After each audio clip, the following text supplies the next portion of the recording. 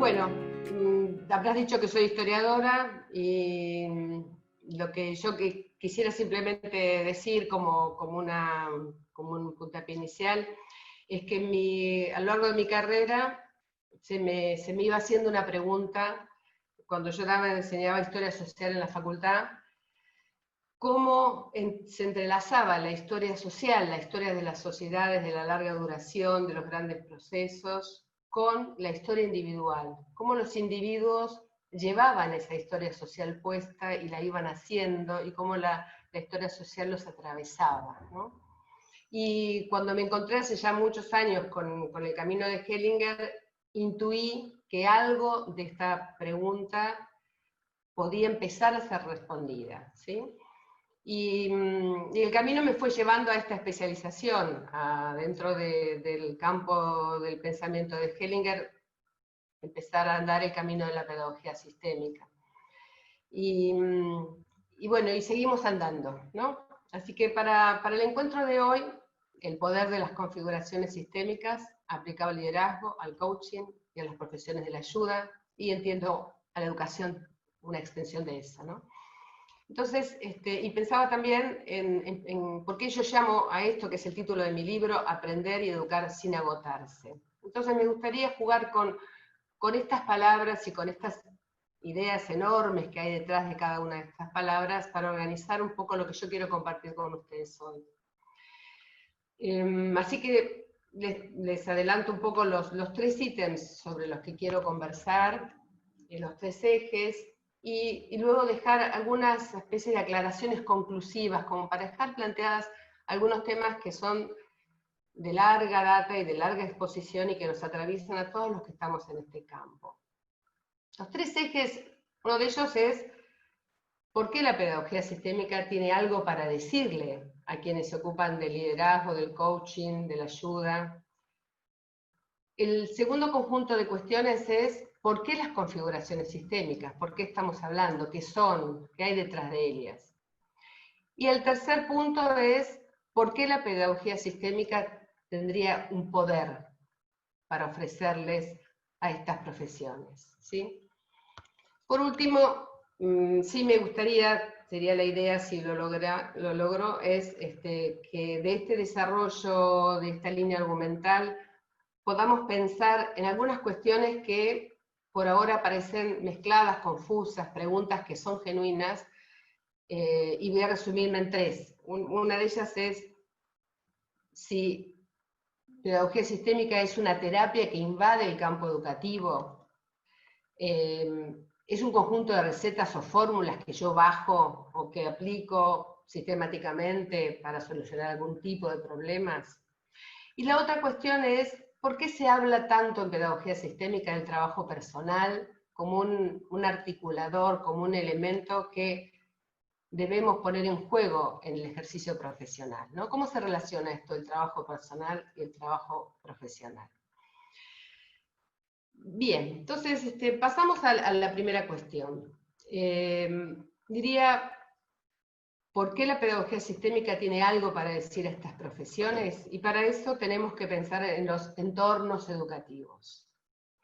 Porque dicho rápido, la pedagogía sistémica es un campo disciplinar que aplica, entre otros conceptos, la mirada filosófica y el método de Hellinger a los entornos educativos.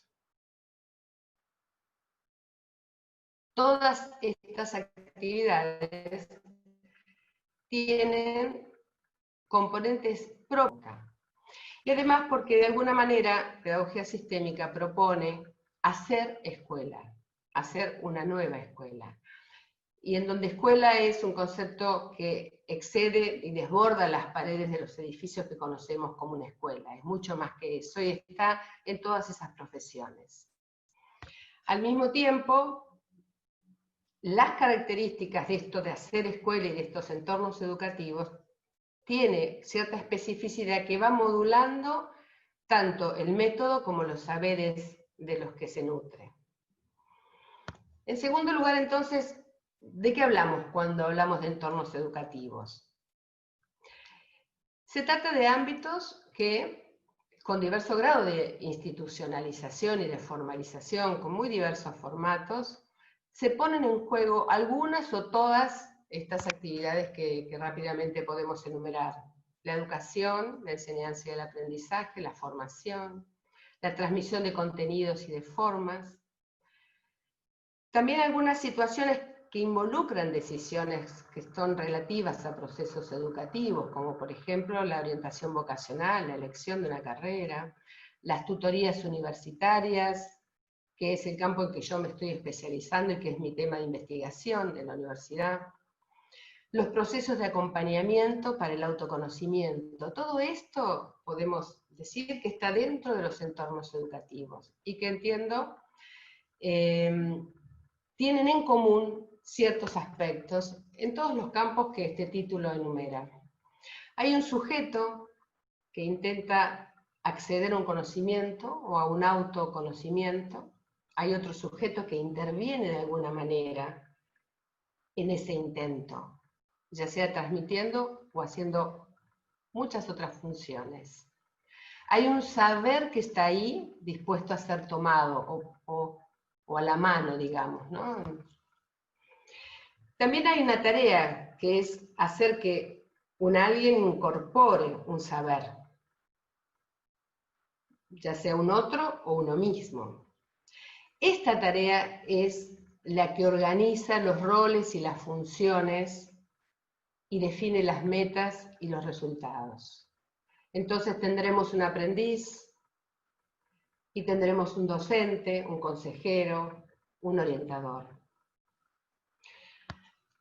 También tienen en común que hay una escena de enseñanza-aprendizaje que está fuera del entorno familiar de ambos o de aquellos sujetos que se involucren en la escena. Cada uno ha llegado desde otro lugar, que es un lugar, desde ese lugar de origen en el que hemos nacido, en el que nos criamos, y se encuentran allí, en esa escena de enseñanza-aprendizaje. Por lo tanto, en esta escena conviven, se encuentran, se entrelazan dos sistemas que son de muy diversa naturaleza. Uno es un sistema biológico, que es tanto el que pertenece, el que le tocó ser educador o educando, y sobre eso ha hablado ampliamente Abigail en estos días, ayer. También hay un sistema de otra naturaleza que podríamos llamarlo organización, y que es ese espacio o ese dispositivo en el que se encuentran para llevar a cabo la tarea en el marco de una relación educativa. Esta combinación de dos sistemas es lo que le pone la especificidad al campo de la pedagogía sistémica y lo que va a ir tramando su naturaleza específica, ¿no? Y por último, cada uno de estos entornos educativos es pasible de una amenaza. Y por eso hablamos ahí de esa posibilidad del agotamiento, ¿no? Y esa amenaza es la frustración y el fracaso. ¿Por qué? Porque en todo tipo de este tipo de entornos hay un riesgo, y es que ese aprendizaje que debe ser tomado puede ser interpuesto por obstáculos, y entonces corre el riesgo la meta de no cumplirse. Ese es un aspecto que todos los que me están escuchando y que se dedican a este tipo de campos sabrán advertir rápidamente, ¿no? El obstáculo es esa amenaza de muy diversa naturaleza. Otro rasgo es que estos roles llegan a la escena educativa, podríamos decir que en cierto modo desprevenidos, pensando a veces que alcanza con desear querer aprender y enseñar y decidir hacia dónde vamos, y que sabemos todos hacia dónde vamos. Y resulta que en el camino nos vamos dando cuenta que parece que no alcanzaba con eso, no alcanzaba solo con ese deseo. Entonces, cuando a veces el fracaso persiste, se transforma en frustración, porque no llegamos a la meta y porque no cumplimos el cometido y no obtenemos el resultado esperado. Y ahí está la amenaza acechante del agotamiento para todos los que estén allí tratando de hacer algo, ¿no? Ese es un aspecto que a mí me interesa particularmente, por eso está en el título, digamos, ¿no? Bueno, me gustaría pasar ahora entonces al segundo componente de esta convocatoria, que es la configuración sistémica y lo que la supone, no está dicho, pero la supone que es su base conceptual. Yo diría que la configuración sistémica, desde donde la interpreto, es una tecnología. ¿Sí? Es un conjunto que arma un dispositivo didáctico que en nuestro contexto está puesto al servicio de la educación. Tanto el diseño de esta metodología como sus usos se basan en conceptos que tienen raíces muy extensas, muy diversas, entrelazadas, y que yo elijo particularmente las raíces antropológicas, las filosóficas y las epistemológicas. Esta combinación de conceptos de tamaña naturaleza con el dispositivo tiene un origen y es lo que le debemos a nuestro maestro Bert Hellinger. Y es lo que hace esta combinación tan rica, tan potente, y que es lo que le ha ido dando un hilo conductor a todas las conversaciones que hemos ido teniendo en estos días, ¿no? Entonces me quisiera referir, repasando rápidamente, y cuento con la memoria de ustedes y lo que hemos escuchado en estos días, pero voy a hacer un repaso de algunos aspectos centrales que yo llamo conceptos fundamentales, que son la riqueza de este enfoque. El primero de ellos es que nos invita a ver al individuo, que es lo que vemos, como un punto en una red de lazos, que no se ven, pero que no cabe duda de que existen. Que ese individuo no podemos pensarlo para comprenderlo, para entenderlo, para orientarlo como un ser aislado fuera del sistema que lo vio nacer. Forma inseparable, es también parte del corazón de las enseñanzas de Hellinger. Otro aspecto es una distinción muy importante que tiene muchas consecuencias, que es la diferencia sustancial en estos lazos, y voy para hacerlo simple ahora, a marcar las dos estructurales. De un lado están lo que llamamos vínculos, que son aquellos lazos que nos unen con la vida y que van más allá de la muerte. Y por otro lado la relación, que es de orden social, que no es biológica necesariamente, aunque podemos saber que hay vínculos con relación, relación sin vínculo, etc. Hay miles de combinaciones, pero es importante tener claro estos dos conceptos. Una cosa es un vínculo y otra cosa es una relación. Otra cosa que nos enseña este enfoque es a distinguir dos tipos de información. Y siempre estoy hablando de los pilares o de los aspectos más gruesos, no nos vamos a entrar en los matices. Hay un conjunto de informaciones en una situación que es invariante, que no es posible de ser manipulada y que no podemos cambiar. Y hay otro conjunto de aspectos que sí podemos modificar de una situación. Los invariantes son los principios básicos sistémicos, que son el corazón de los órdenes del amor. Uno de ellos es la pertenencia al vínculo de origen.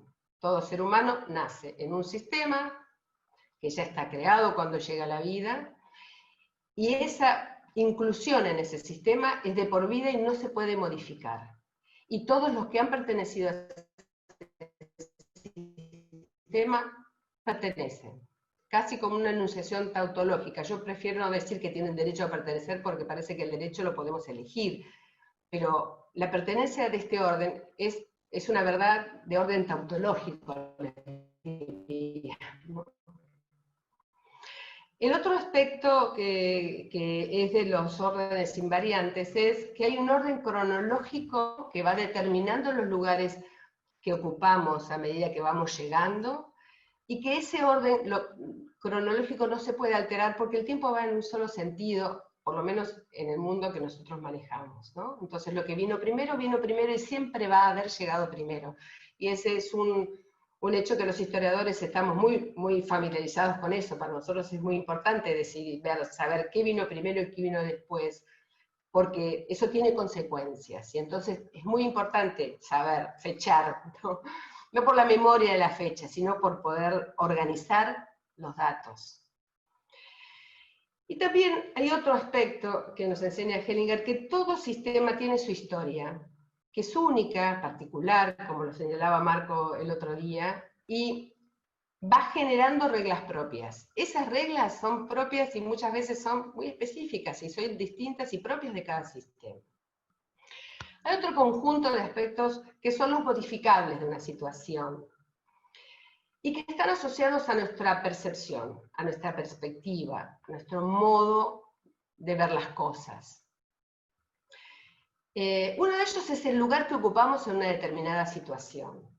Hay aspectos de los lugares que están fijos, pero hay aspectos de una situación, que es el lugar donde yo me pongo, que puede ser modificado. También puede ser modificada la mirada. ¿Qué miro? ¿Desde dónde miro? ¿Hacia dónde? ¿Qué dejo de mirar? ¿Cuándo? Todo eso es posible de ser modificado. Y también está la relación con los otros y con el contexto. Eso también puede ser cambiado. Otro pilar enorme es el que llama a título de estas charlas, que es la lógica sistémica, ¿no? Que está puesta, como lo decían todos mis compañeros antes, es la mirada puesta en la interrelación, en la relación de los actores, y que es fundamental para poder pensar un problema, para poder pensar una situación. Y por último, y no menos importante, es el método de trabajo, que aquí hemos llamado configuraciones. Sabemos que viene de la palabra, un modo de traducir la palabra del alemán, que incluso en la obra de Freud se llama, me he encontrado el término constelaciones, que nosotros llamamos configuraciones para despojarla de ciertos usos o ciertas asociaciones que por ahí nos enrarecen el lenguaje, digamos, ¿no? Pueden llamarse configuraciones sistémicas, yo en mi trabajo las llamo configuraciones topográficas 3D, para ponerle un nombre. Este método es que consideramos un instrumento didáctico, que es el que permite armar el escenario de una situación, ver a los actores, ver sus relaciones, acceder a información que habitualmente está invisibilizada, chequear nuestras hipótesis de trabajo. Acudiendo al entorno que nos convoca, podríamos decir que nos abre a una mirada 360, porque tiene 3 dimensiones y porque la podemos rodear. A diferencia de esto que nos pasa ahora, que yo estoy en una pantalla plana y no puedo ver la espalda, ustedes no me pueden ver la mía, ¿no? Estas configuraciones 3D, yo diría que son una tecnología del siglo XXI, que equivale a una imagen que todos nosotros tenemos porque todos hemos pasado por la escuela, y diría que es una combinación fantástica del pizarrón, la tiza, los mapas, los dibujos, el manual que usamos para transmitir y comunicar un saber. En donde el pizarrón es la configuración 3D, que llamamos configuración didáctica 3D, los movimientos sistémicos, en donde la tiza son nuestros cuerpos. La tiza la usamos para poner afuera algo que estábamos pensando. Bueno, el cuerpo nos permite ese poner afuera, porque es un instrumento, por un lado, de conocimiento, por su capacidad perceptiva, y sobre eso mis compañeros han hablado, porque es el templo de la memoria y nuestra sensibilidad. Es también el territorio y el mapa de nuestra geografía. Y también estas configuraciones tienen como manual, y también está atravesada por el cuerpo, la historia viva de los alumnos. Nuestro manual por excelencia en este trabajo es nuestra historia, como lo han dicho desde Elena para acá, todos, ¿no? Está en nuestros consultantes, en nuestros colegas, en nosotros, en nuestros directivos. Ahí alojan las emociones, los saberes, los sentimientos.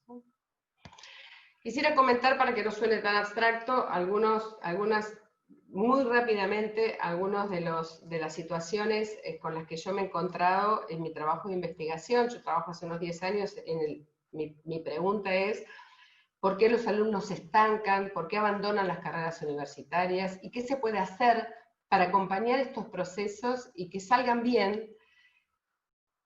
No en los casos en los que los alumnos se van porque cambiaron de vocación, pero hay muchos casos en donde los alumnos quieren ir para un lado y sin embargo se detienen. Tomaron una decisión muy comprometida y muy importante para ellos y sin embargo no avanzan o se van sin el título y se van con una frustración. Entonces, por un lado yo me preguntaba, sabemos que el origen social, la educación de los padres es importante para tener éxito, incide en el éxito o en el fracaso de los estudiantes. Pero yo me encontraba con que hay estudiantes de orígenes muy similares que tienen resultados muy diferentes. ¿Qué me podía a mí permitir explicar, además del origen social, las diferencias, ¿no? Y a su vez, ¿por qué con un mismo origen social, bueno, por diferentes orígenes, me encontraba con que había los mismos resultados, ¿no? Otra pregunta que me hago en mi investigación es, ¿cómo prevenir el abandono y cómo detectar cuando un alumno está en riesgo de abandonar? A veces lo medimos por la cantidad de materias que tiene aprobadas. Y lo que yo me di cuenta en mi investigación es que hay otra cosa que está antes de las materias aprobadas, ¿no? Les cuento un ejemplo, me sirvió mucho un concepto de un sociólogo clínico francés, Vincent de Goleiac, que diseña el concepto neurosis de clase. Y lo que él encuentra allí es lo que...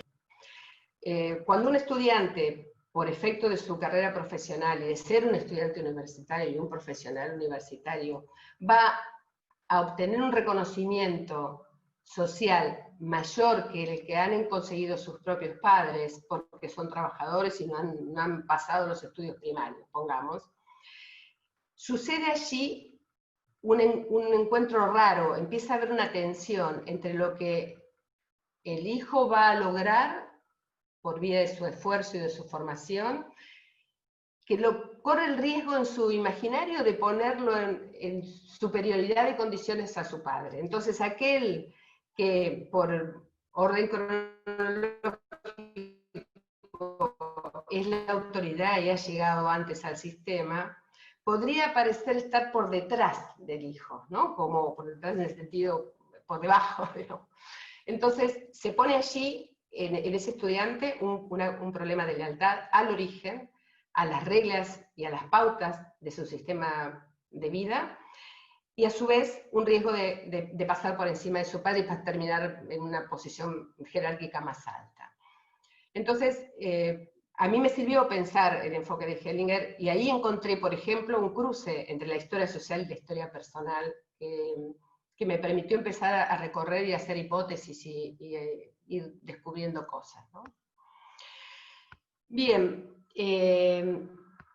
otra cosa que me encontré como resultado de estas advertencias, esto que les decía de que lo más importante es preparar el encuentro del estudiante con la universidad, y que es ahí donde los que queremos ayudar y los que hacemos tutoría universitaria tenemos que poner el foco. No alcanza tanto la técnica de estudio y enseñarle a organizar el tiempo como provocar ese encuentro, y ese encuentro tiene mucho que ver con armar una red. Esto que estamos haciendo entre nosotros, esto que tan amorosamente nos invitó a hacer Edgar y Elena, ¿no?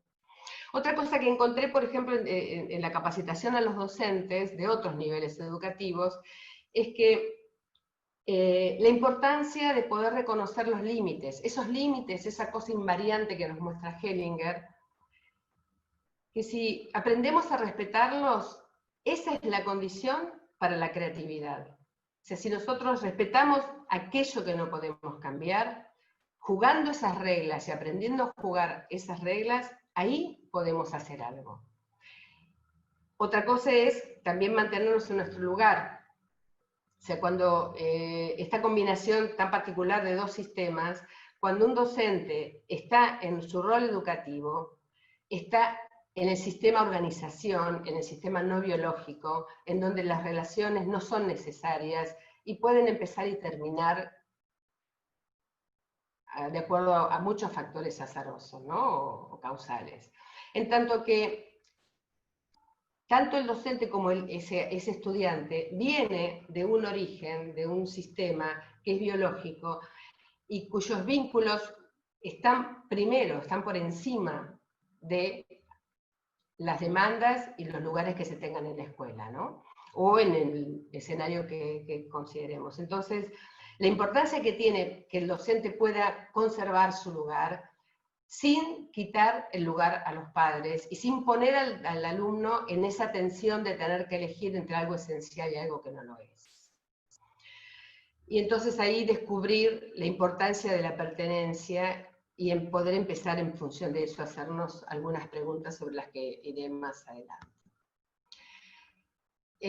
Otra cosa importante, por ejemplo, es que a un director que acaba de llegar a una institución escolar o una organización, que ha sido el último en llegar, se va a encontrar con una institución que tiene muchos años y que por ahí está el maestro antiguo, ese que muchos docentes, está siempre la antigua, ¿no? La histórica, la maestra histórica. A ese directivo le conviene saber que existe un orden temporal que él no va a poder cambiar y que si bien jerárquicamente por su responsabilidad está por encima del docente que tiene 20 años de antigüedad, él es el último que llegó. Y desde ese lugar le conviene hacer la conducción si es que él quiere tener éxito en lo que se proponga. Adri, Sí, también quería aprovechar para el momento en que lo consideres oportuno, sí. Referirte a la relación del sistema familia, padres, sistema escolar, que a veces esa jerarquía padres, jerarquía institución, entra en cierta competencia. Te lo digo como papá que he sido de cuatro pasajes por la escuela, sí, donde a veces eso, en lugar de entrar en una armonía, entra en una competencia de fuerza, en fin, padres, institución, tal vez ahora también con la cuestión de este desplazamiento hacia el hogar, del aspecto educativo, en fin, como un aspecto práctico del aquí y ahora, para que lo insertes cuando tú quieras. ¿Okay? Mira, ya que me lo decís, lo podemos continuar con lo que veníamos hablando. El padre y la madre son los primeros y son los que dan la vida y los que entregan, los que llevan al hijo a la escuela y entregan su confianza, en principio, en la escuela y han delegado parte de su patria potestad al entregarle a la escuela esa capacidad de educar a sus hijos. Allí hay una entrega que tiene sus tensiones, porque llevan algo que es lo más preciado y al mismo tiempo que demandan que la escuela haga algo con sus hijos, ¿no?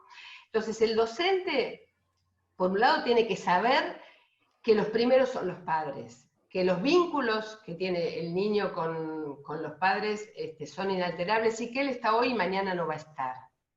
Tiene que tener siempre eso en claro, que puede considerarse a sí mismo como con otra cultura, como mejor persona, puede tener muchos juicios acerca de cómo los padres crían a este niño o cómo no lo crían, pero manteniendo siempre la conciencia de que para ese niño, como dice Hellinger, los mejores padres son los que tienen. Entonces, abstenerse de pensar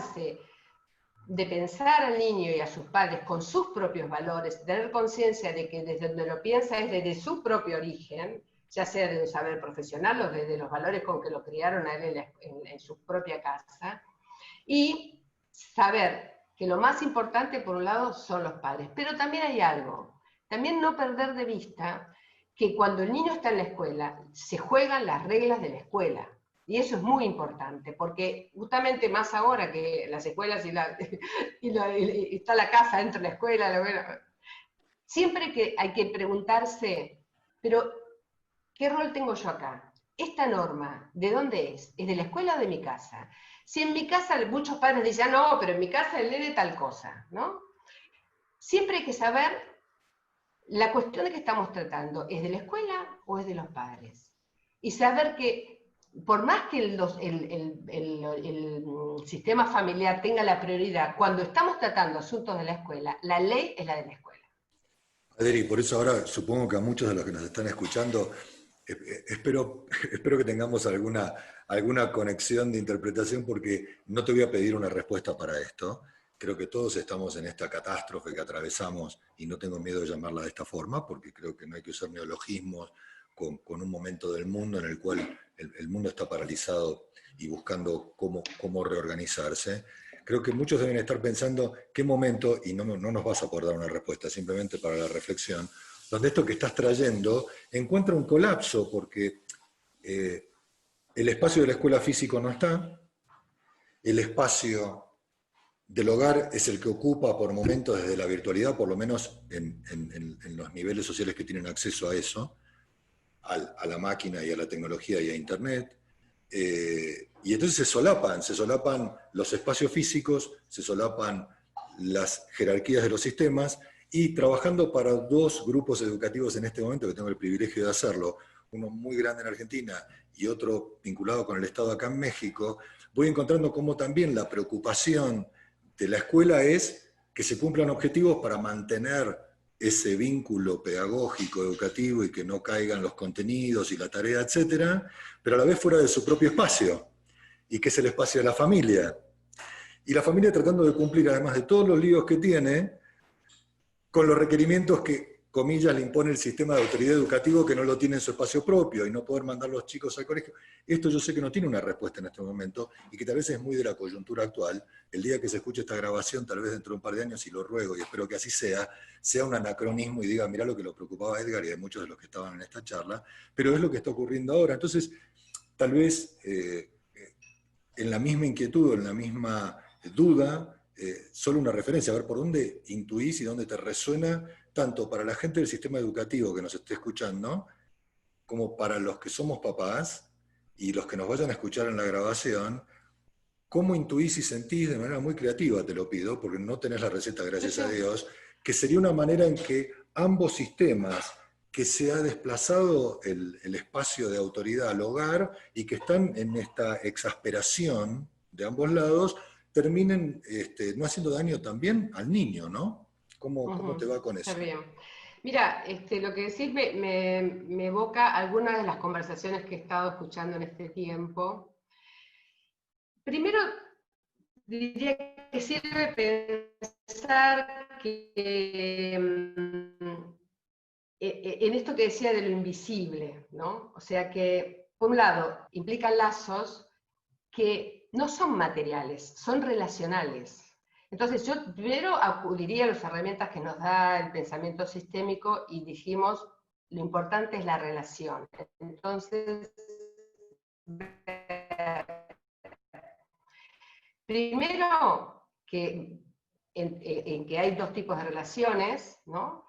La otra, que es anterior y que no sé si tiene que ver con el pensamiento sistémico, pero es, sí, por ahí cuestionarnos si debemos pasar de largo la coyuntura, debemos hacer de pida y se meta en el hogar, o pida, no porque se mete en el hogar, pero haga oídos sordos de la catástrofe que nos está rodeando. Entonces, diría, ¿hay que seguir con anteojeras haciendo como sí?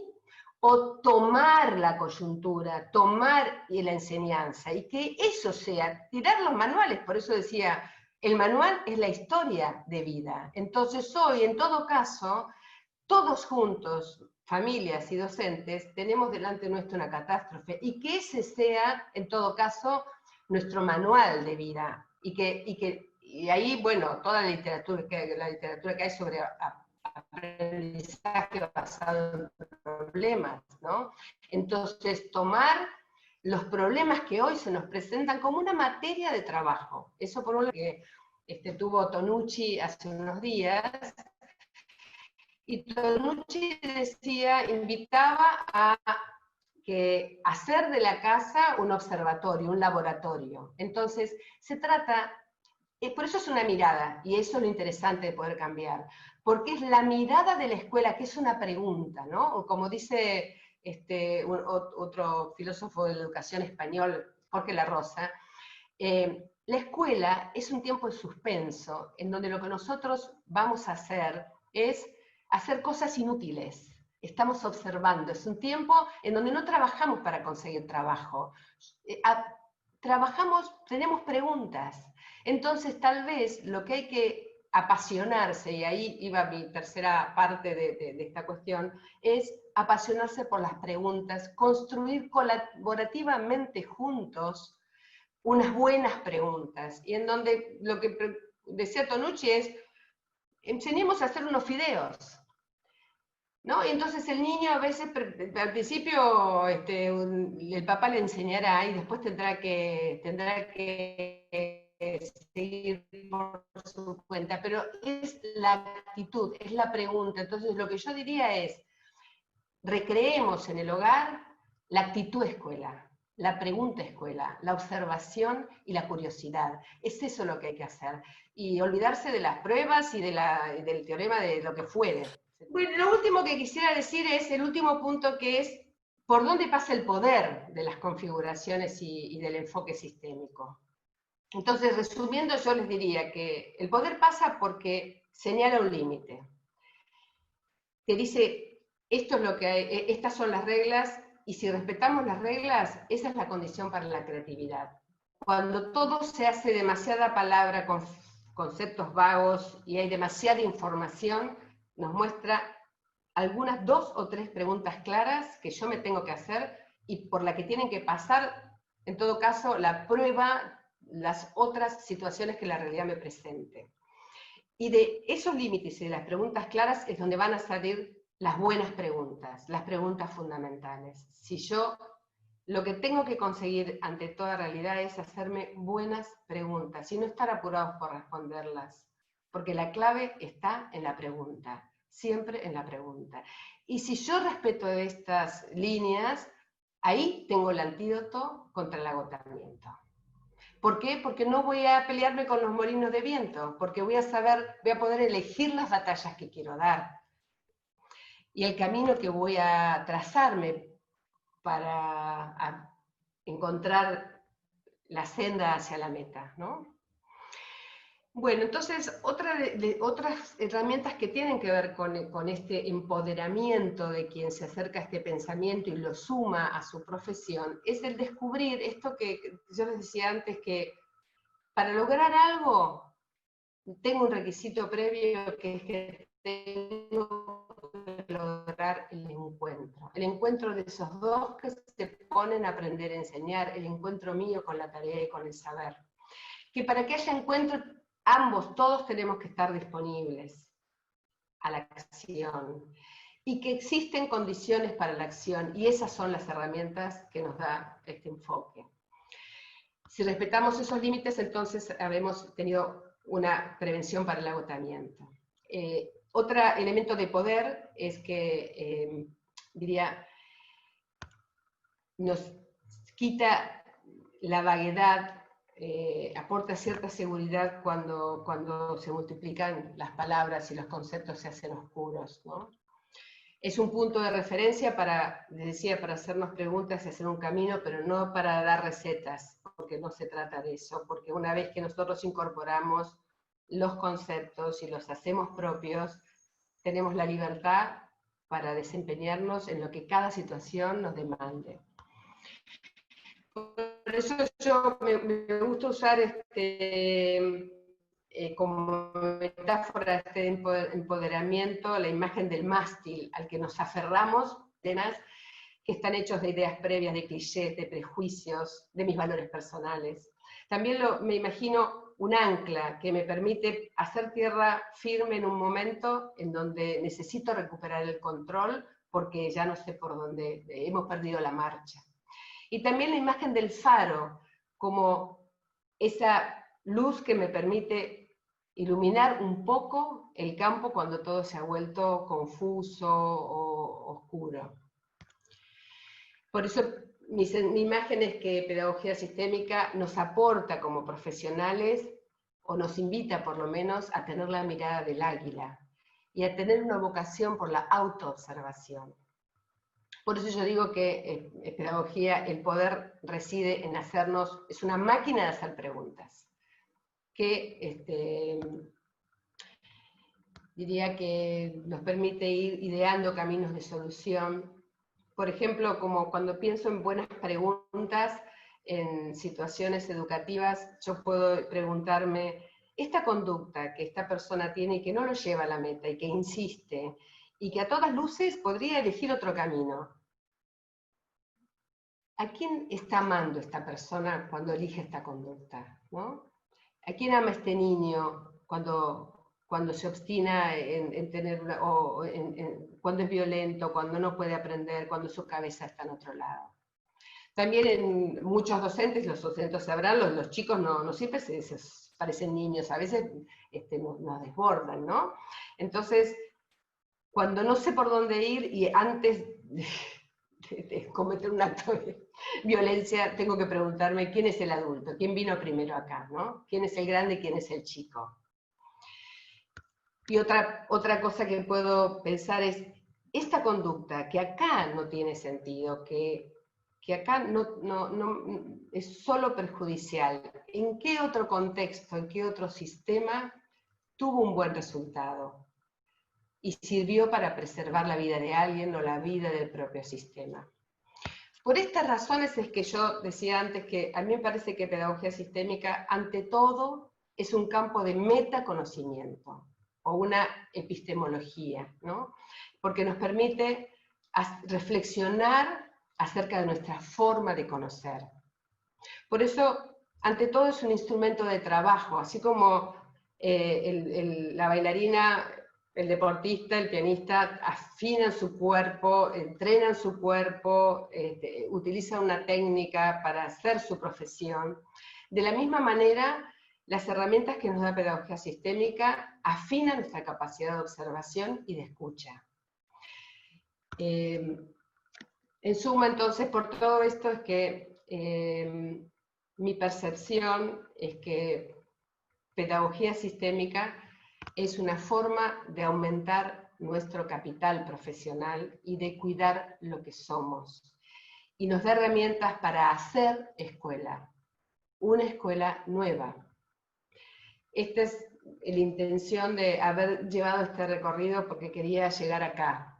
Es una forma y de allí surge algunas de las, por lo menos las primeras respuestas, no diría que son respuestas de ninguna manera definitivas, pero esas que yo había planteado al principio, que me interesa como empezar a despejar algunas conclusiones. Yo diría que pedagogía sistémica no propone una terapia, no hay tal cosa que invada el campo educativo, porque es una forma de conocer, es una educación de nuestra forma de pensar. No tiene recetas, no esperen recetas ni pidan cómo lo bajo al aula, porque se trata de pasarlas por nosotros mismos y a partir de allí aplicar lo que la situación me demande. Por esa razón, la tercera cuestión es la relación entre el trabajo personal y el trabajo profesional. Hay una íntima relación, por esto que les decía, porque es afinar nuestro instrumento. Y la mejor manera de conocer es pasar por nosotros, por nuestra propia historia y nuestra propia sensibilidad, todas las herramientas que nos propone Hellinger. Bueno, por aquí y con esto ya está. Adri, muchísimas gracias. Si querés, te hago unas preguntas que surgieron. Dale. La primera fue, ¿cuál es tu mirada y aporte hacia la educación especial? Y la segunda es, ¿cómo se volverá a la escuela después de esta situación, principalmente en edades más tempranas? Mira, a mí me viene ahora rápidamente un trabajo maravilloso de un colega que se llama Rafael de Piano, que no hace mucho escribió un libro que justamente aborda ese tema.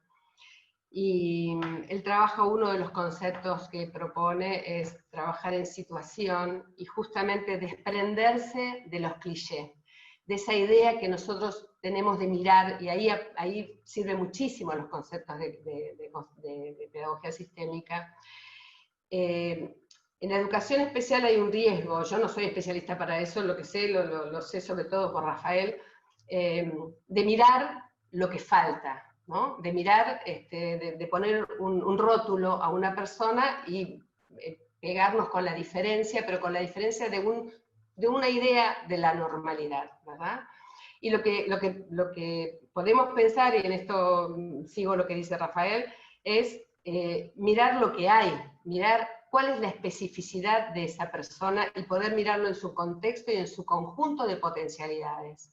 Así que en ese sentido diría, es mirar las relaciones que ese ser puede establecer. Y si yo miro las relaciones, me olvido de los rótulos que estaba apurado por poner, ¿no? Hay como una cierta urgencia por etiquetar las cosas, porque si yo las etiqueto ya sé qué son. Y entonces yo diría que ahí es donde tenemos que retroceder, poner el ancla y decir, no sé qué puede esta persona. Y ahí me detendría, digamos, ¿no? Yo lo que quería es, más bien, abrir una pregunta, ¿qué es lo que está esta persona y cuáles son sus modos de relacionarse y sus posibilidades, ¿no? Eso por un lado. ¿Y lo otro? La otra pregunta es, ¿cómo crees que se volverá a la escuela después de esta situación, principalmente en edades más tempranas? Y no sé, no, me parece que ahí habría que pensarlo un poco, ¿qué de esta situación estamos pensando? ¿Qué de esta situación? No sé, a mí me parece que no, te puedo decir lo que yo deseo, no sé cómo, no tengo elementos para hipotetizar en este momento qué pasará. Creo que tenemos un alto riesgo de seguir inercialmente si no nos detenemos, ¿no? Y en principio yo creo que lo que veo de bueno en general, no para una edad en particular, pero a mí lo que me impresionó en estos tiempos de cuarentena, desde febrero para acá, es, por lo menos en el discurso y en la conciencia de los cuerpos, es cómo estábamos relacionados, cómo todos estamos relacionados. Hoy no se salva a nadie solo, ¿no? O sea, tenemos que dejar de conectarnos porque hay una enorme conciencia de que estamos todo el tiempo conectados. Y el peligro que hay, por ejemplo, entre los medios de transporte, etc. Entonces digo, por un lado empieza a haber una conciencia de que somos conexión, ¿no? Y que los sujetos no cuentan tanto, sino las relaciones, las conexiones y lo que podemos intercambiar en esas relaciones.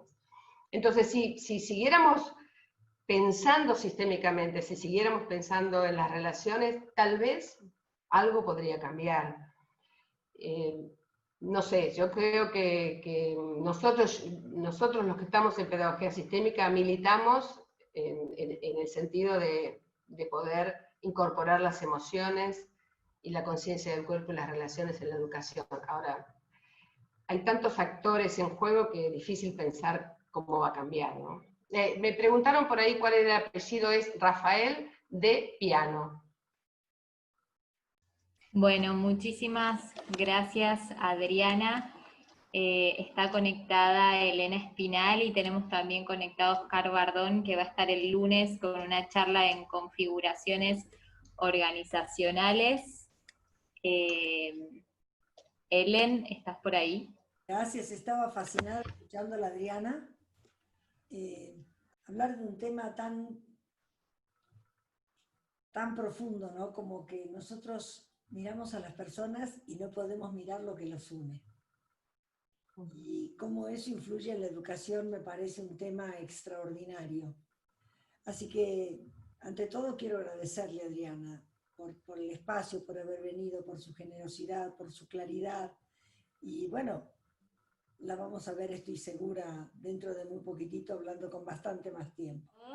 Gracias, Adriana, gracias de corazón, hermosa tu charla, y creo que nos dejaste con ganas de mucho más. Gracias, Lucía. Bueno, esperemos.